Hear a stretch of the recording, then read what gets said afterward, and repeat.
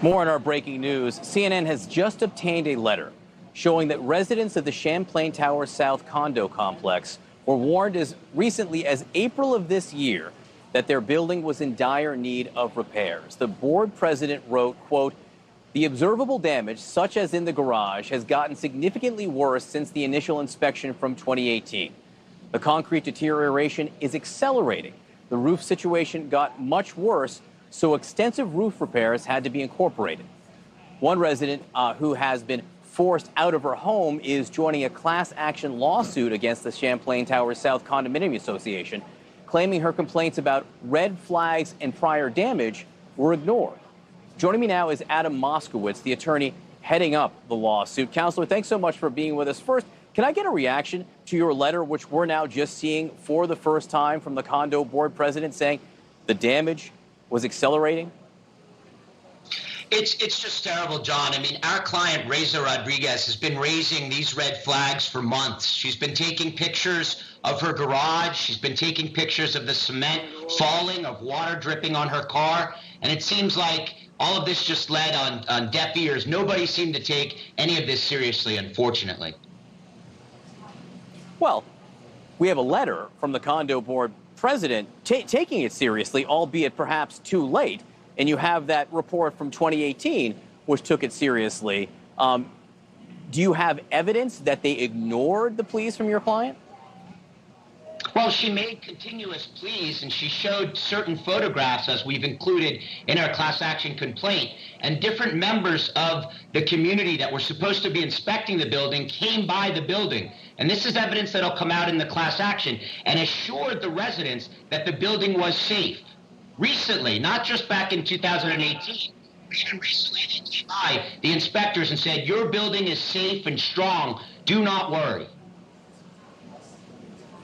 Yeah, I guess the question is, and this may be ultimately where the legal case hinges, is they knew there was damage.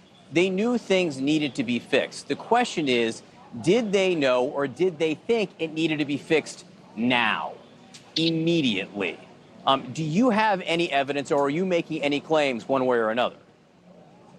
Well, not really, John, at this stage, because we haven't named any other defendants in the lawsuit. But the reason that we filed the class action lawsuit is so that we could now start the investigation in the judicial branch, as well as all the other state and federal investigations, because we need to preserve the evidence, and that's what the court can do, order that all the parties maintain and preserve all the evidence. And secondly, we could preserve all the insurance proceeds that are available so that it's not all-out chaos with all of these lawsuits that are being filed. Fortunately, we have a judge here in Miami in the complex division, Michael Hansman, who's an excellent judge and has great experience dealing with these types of cases, so can hopefully manage this in an organized fashion down here in Miami.